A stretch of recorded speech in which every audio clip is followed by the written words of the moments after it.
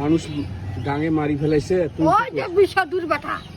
এই বিষাদুর বেটা? হ্যাঁ, ফালতুতে বাসত থাকে। তা তুই কেস টেস দিলু না কোনো?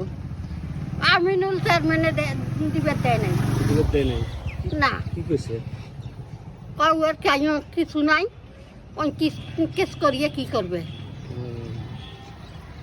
তো দোয়া কর বেটার জন্য, দোয়া কর, বেটা তো ভালো আছিল তোর। খুব কষ্ট হয় এখন নাকি? ওই নিজের জীবনটা শেষ হইল। তাই তো। তো কোনো টাকা পয়সা দেয় নাই শুনলো যে?